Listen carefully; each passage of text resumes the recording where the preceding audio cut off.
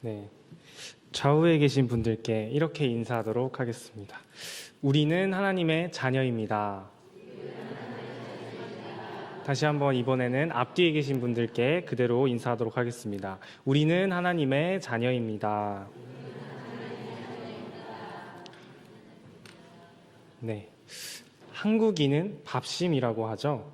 우리나라는 예전부터 밥과 국, 김치 등의 기본 반찬에 세 가지의 반찬을 더한 상차림인 삼첩 반상이 기본이 되어 왔습니다.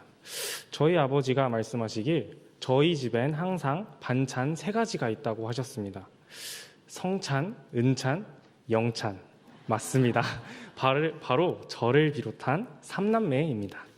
저희 아버지는 삼남매를 보시면서 종종 안 먹어도 배부르다라고 하십니다. 오늘 말씀에서는 너는 내 아들이라 라고 말씀하고 있습니다. 오늘 성도 여러분들과 함께 말씀의 의미를 살펴보고 은혜 받는 시간 되길 바랍니다. 시편은 전체 150개의 찬양시로 되어 있습니다. 이 찬양들이 5개의 책으로 나누어져 있습니다.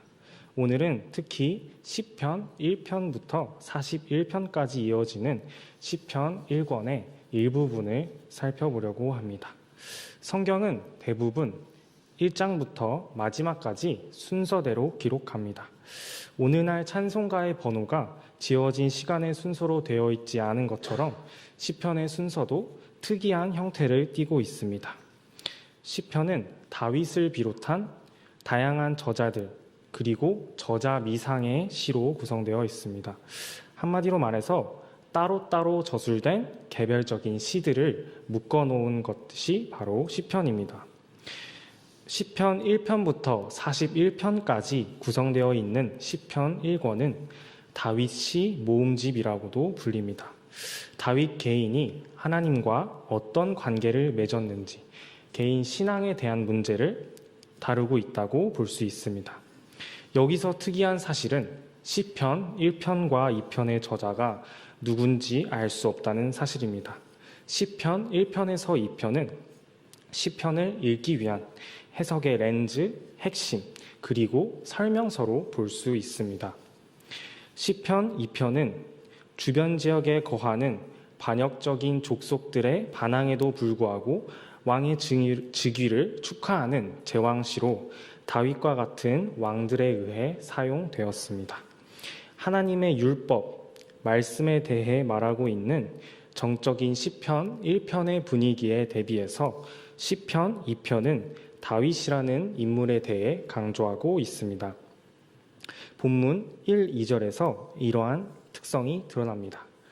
이방 나라들이 여호와와 그의 기름 부음 받은 자를 대적합니다. 기름 부음 받은 자는 구약 시대의 맥락상에서 왕을 의미하는데 사실상 왕이신 예수님을 예표하는 말입니다. 또한 왕이신 예수님을 예표하는 모습은 사무엘하 7장 12절에서 15절의 다윗 언약에서 볼 수 있습니다. 다윗 언약은 다윗의 후손을 통해서 하나님 나라를 이루신다는 것을 말합니다.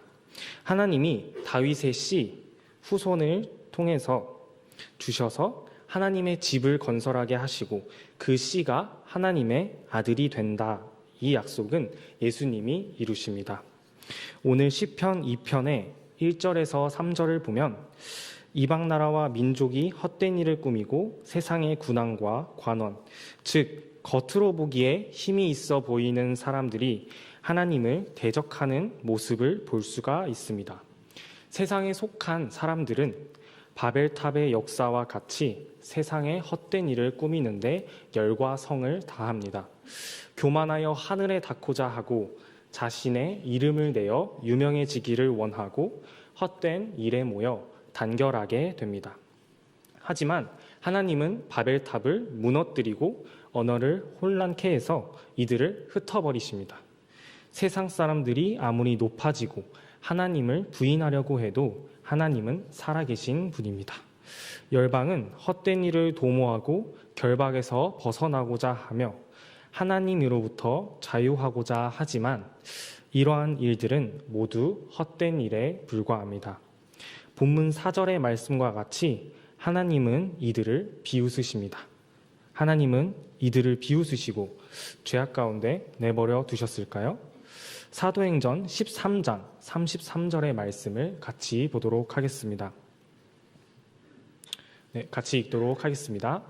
곧 하나님이 예수를 일으키사 우리 자녀들에게 이 약속을 이루게 하셨다 함이라. 시편 둘째 편에 기록한 바와 같이 너는 내 아들이라 오늘 너를 낳았다 하셨고. 아멘. 하나님은 아들이신 예수님을 보내 약속을 이루시고 영적으로나 육적으로나 이방인이었던 우리에게 구할 소망을 주셨습니다. 하나님은 우리에게 구하라 하시고 승리를 약속하십니다. 본문 7절에서 너는 내 아들이라 라는 말씀은 본문 12절과 함께 볼 때 장차 오실 예수 그리스도를 예표한다는 것을 알 수 있습니다. 하지만 이는 하나님의 자녀된 우리도 해당될 수 있을 거라고 생각합니다. 요한복음 1장 12절을 함께 읽도록 하겠습니다. 시작. 영접하는 자 곧 그 이름을 믿는 자들에게는 하나님의 자녀가 되는 권세를 주셨으니. 아멘. 이 약속을 이루기 위해 오신 하나님의 아들이신 예수님을 통해 우리는 하나님의 자녀가 되는 권세를 얻었습니다. 오늘 본문의 12절 말씀을 보면 그의 아들에게 입맞춘다라는 표현이 나와 있습니다. 고대 사회에서 왕의 발등에 입을 맞추는 것은 복종의 행위를 의미합니다. 시편은 하나님의 아들이신 예수님께 복종할 것을 말하고 시편 전체에서 다윗을 통해 하나님의 아들이 오실 것이라는 중요한 핵심을 말하고 있습니다. 저와 여러분이 시편 150편에 심겨진 자가 되고 두 번째로 다윗과 다윗의 약속에 주목하여서 시편을 통해서 하나님이 주시는 메시지를 받는 은혜 누리시기를 간절히 바랍니다. 또한 본문 12절에서는 여호와께 피하는 사람은 복이 있도다로 끝나는 모습을 볼 수 있습니다. 시편 1편 1절도 함께 복 있는 사람에 대해 말하는 모습을 볼 수 있습니다. 시의 처음과 끝을 비슷한 형태를 띄어서 강조하는 수미상관 구조의 모습이 나타납니다. 시편 1편에서는 복 있는 사람을 말씀에 심겨 있는 사람, 2편에서는 복 있는 사람을 여호와께 피하는 사람이라고 말하고 있습니다.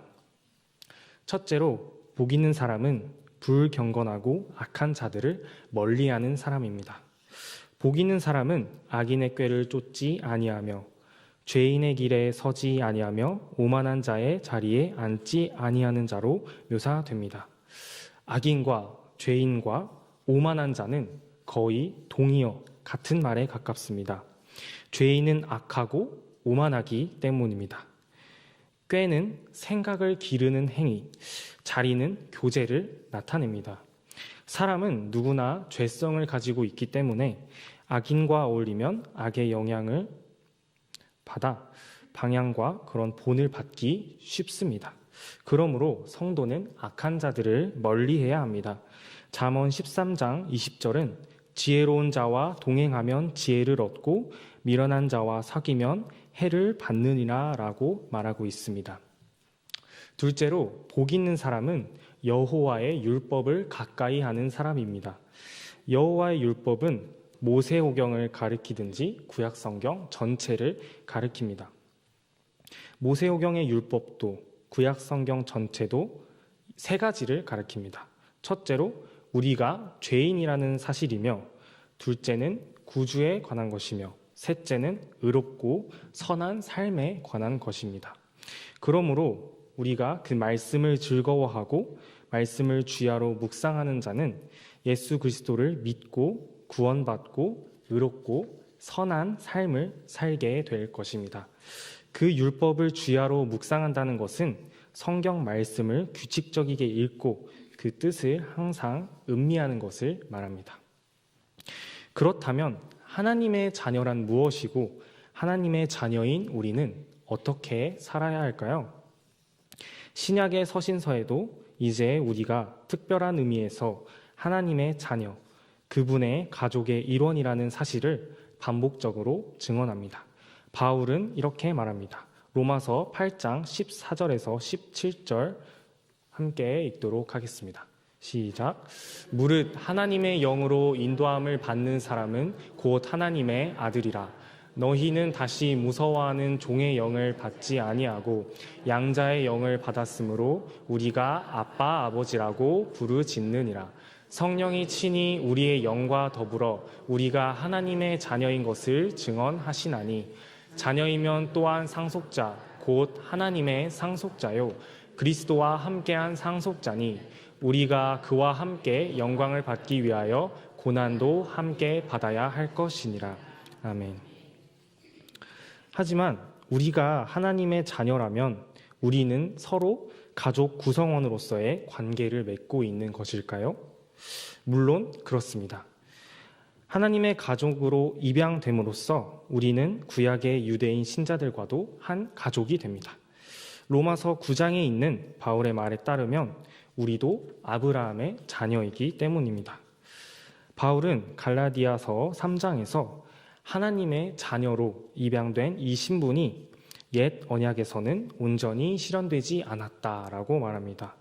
이는 하나님이 우리 아버지라는 말씀이 구약에서 완전히 누락되었다라는 뜻은 아닙니다. 하나님은 여러 곳에서 이스라엘의 자녀의 아버지로 부르시며 그들을 자신의 자녀라고 부르셨기 때문입니다. 그러나 이스라엘 백성에게 하나님이 아버지라는 의식이 존재했더라도 성자와 성령께서 우리가 하나님의 자녀임을 우리 영혼에 증언하셨을 때 비로소 하나님의 가족의 일원이 됨으로써 누리는 온전한 유익과 특권이 우리에게 주어지고 양자됨이 온전히 실현되었습니다. 요한 1서는 하나님의 자녀라는 우리의 신분을 강조하고 있습니다. 요한 1서 3장 1장에서는 보라, 아버지께서 어떠한 사랑을 우리에게 베푸사 하나님의 자녀라 일컬음을 받게 하셨는가 우리가 그러하도다. 이어서 2절을 보면 사랑하는 자들아 우리가 지금은 하나님의 자녀라 라고 말하고 있습니다. 신약에서 우리가 이제 하나님의 자녀라고 말하지만 그리스도께서 다시 오시고 우리가 새로운 부활의 몸을 가질 때 비로소 양자됨의 온전한 유익과 특권을 가지게 될 것입니다. 또한 성경은 양자됨을 구원받는 믿음과 연결해서 양자됨이 회심의 결과이며 우리의 믿음에 대한 하나님의 응답이라고 분명히 말합니다.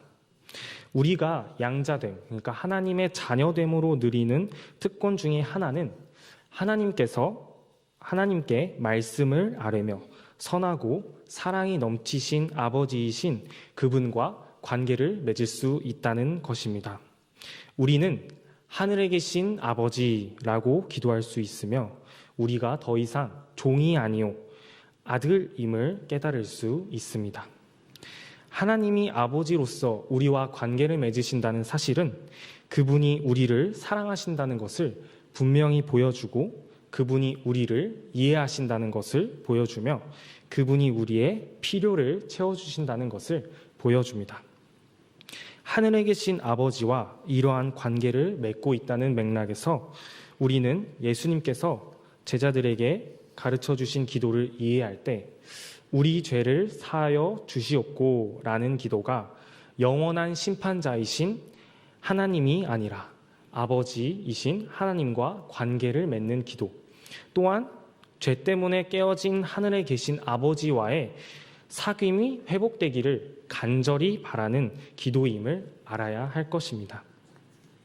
우리가 하나님의 자녀됨은 우리가 성령을 통해 그분의 뜻에 따라 살고자 하는 열망을 우리 안에 심어주고 하나님의 자녀로서 우리의 모든 행위가 하늘에 계신 아버지를 본받습니다. 우리가 이렇게 의로운 행동의 길을 걸을 때 순종을 통해 하늘에 계신 아버지를 공경하고 그분께 영광 돌리게 됩니다. 그렇다면 하나님의 자녀된 기쁨을 얻은, 이러한 큰 기쁨을 얻은 우리는 어떻게 해야 할까요? 첫 번째로 하나님의 자녀는 무엇을 하든지 하나님께 영광을 돌려야 합니다. 이사야 43장 1절에서 3절을 같이 읽도록 하겠습니다. 시작. 야곱아, 너를 창조하신 여호와께서 지금 말씀하시느니라. 이스라엘아, 너를 지으신 이가 말씀하시느니라. 너는 두려워하지 말라. 내가 너를 구속하였고 내가 너를 지명하여 불렀나니 너는 내 것이라. 내가 물 가운데로 지날 때에 내가 너와 함께할 것이라. 강을 건널 때에 물이 너를 침몰하지 못할 것이며 내가 불 가운데로 지날 때에 타지도 아니할 것이요 불꽃이 너를 사르지도 못하리니 대저 나는 여호와 내 하나님이요 이스라엘의 거룩한 이요 내 구원자임이라. 내가 애굽을 너의 속량물로 구스와 스바를 너를 대신하여 주었노라. 아멘. 이 말씀에서 이사야 선지자는 내가 너를 지명하여 불렀나니 너는 내 것이라 라는 하나님의 말씀을 기록하고 있습니다. 너는 내 것이라는 말씀은 베드로전서 2장 9절 말씀에 오직 너희는 택한 족속이요 왕같은 제사장들이요 거룩한 나라요 그의 소유된 백성이니 라는 말씀에도 알 수 있듯이 우리가 오직 하나님의 소유, 즉 하나님의 것이라는 뜻입니다. 우리의 주인이 바로 하나님이라고 고백할 수 있는 저와 여러분 다 되시기를 간절히 바랍니다. 사랑하는 서울남교회 성도 여러분, 예를 들면 우리가 시장에서 물건을 골랐다고 다 우리의 것입니까? 아닙니다. 물건 값을 지불해야 내 것이 됩니다. 그 물건 값을 지불하게 되면 주인이 되는 것처럼 예수님께서는 보혈의 피로 우리를 사셨기 때문에 우리는 예수님의 것임을 기억하시기 바랍니다. 그러므로 우리가 혼자 생각하고 혼자 움직일 수 있다고 해서 내가 주인이라는 생각은 버리고 하나님의 영광을 위하여 사는 저와 여러분 되시기를 바랍니다. 고린도전서 10장 31절 말씀에 그런즉 너희가 먹든지 마시든지 무엇을 하든지 다 하나님의 영광을 위하여 하라 라고 말씀하셨고 고린도전서 6장 20절 말씀에 보면 그런즉 너희 몸으로 하나님께 영광을 돌리라 라고 말씀하셨습니다. 하나님께 영광 돌리는 일에 우리 몸을 사용하라는 것입니다. 거룩한 성전인 우리 몸을 예배하는 일에, 선행하는 일에, 사랑을 나누는 일에 사용하고 하늘의 미랄이 되어 주님의 복음을 전하는 일에 사용하는 증인된 삶을 살아가는 여러분 되시기를 바랍니다. 두 번째로 하나님의 자녀는 생활에 변화가 있어야 합니다.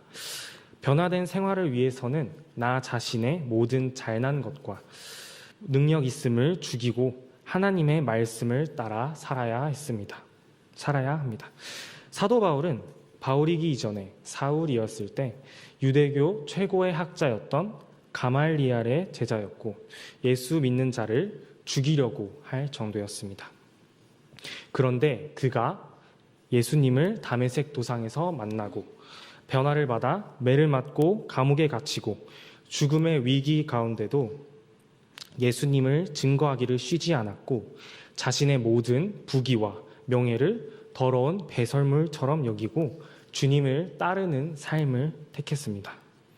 사도 바울은 이렇게 고백했습니다. 나는 날마다 죽노라. 우리의 삶이 그리스도인으로서 변화되지 않으면 그리스도인이 아닌 가짜가 되는 것입니다. 그러면 변화된 삶을 살기 위해서는 어떻게 해야 할까요? 바로 말씀을 따라 살아가야 하는 것입니다. 예수님께서도 40일 금식 후에 마귀의 유혹을 말씀으로 물리치셨고 시편 119편 9절 말씀에 청년이 무엇으로 그 행실을 깨끗이 하리이까 주의 말씀을 따라 삼갈 것이니이다 라고 시편에서도 또한 말하고 있습니다. 마지막으로 하나님의 자녀는 자신이 하나님의 것임을 밝혀야 합니다. 월드컵이나 올림픽에서도 보면 많은 사람들이 모이기 때문에 자기가 어느 나라 사람인지를 알리기 위해 자기 옷에 자기 나라를 마크를 가슴에 달고 나오는 것처럼 우리 그리스도인들은 자신의 소속이 예수 그리스도임을 밝혀야 합니다. 우리 믿음의 성도의 소속은 이 땅입니까? 아니면 하나님 소속입니까? 예수님께서는 우리를 죄에서 구하기 위해 십자가에서 못 박히시고 옆구리에는 창이 찔리시는 고통 가운데 죽으시고 3일 만에 다시 살아나셔서 우리에게 부활의 소망이 되셨습니다. 그리고 예수를 믿는 우리의 소속을 이 땅이 아닌 저 천국 백성으로 삼아 주셨습니다. 그러므로 우리는 하나님의 말씀과 기도로 성령 충만한 생활과 전도하는 생활로 우리의 몸을 하나님께 영광 돌리길 바랍니다. 고대 그리스에서는 사랑의 종류를 4가지로 말합니다. 첫째는 스토르게라는 사랑입니다. 이것은 부모나 가족 같은 친밀한 관계에서 나타나는 사랑을 말합니다. 두 번째로 필리아라는 사랑을 말합니다. 이것은 친구 간의 사랑. 셋째로 에로스는 육체적인 사랑. 마지막으로 아가페는 하나님의 절대적인 사랑. 이렇게 4가지 사랑을 말하고 있습니다. 이 중에서 하나님의 절대적인 사랑을 뜻하는 아가페라는 단어는 제가 대학교 점퍼에 왼쪽 소매에 문구를 새겨놓았을 정도로 제가 좋아하는 단어 중 하나입니다. 우리의 죄를 대신 속량하시고 우리를 자녀 삼아주시기 위해 독생자 예수 그리스도를 이 땅 가운데 보내시고 죽기까지 사랑하신 하나님의 사랑은 그 무엇보다도 가장 큰 사랑일 것입니다. 우리가 살아가면서 100% 완벽하고 100% 온전한 사람은 없습니다. 말씀과 기도, 성령 충만한 삶과 증인된 삶으로 우리의 부족함을 아시는 주님께 온전히 드려지는 저와 여러분이 다 되시기를 예수님의 이름으로 소망합니다. 기도하겠습니다. 하나님, 죄 가운데 승리하신 예수 그리스도 한 분만을 바라보며 삶 가운데 그리스도의 향기를 드러내는 삶, 하나님의 사랑과 은혜를 기억하며 받은 사랑을 이웃에게도 전하는 삶을 살아내고 최후 승리를 얻기까지 나아가는 우리 모두가 되기를 간절히 바라고 원합니다. 죄 가운데 있던 우리를 주님의 보혈로 우리를 대속해 주시고 우리를 주님의 자녀 삼아 주심에 너무도 감사합니다. 자녀된 우리가 자녀로서 합당한 삶을 살아낼 수 있도록 도와주세요. 예수님의 이름으로 기도합니다. 아멘.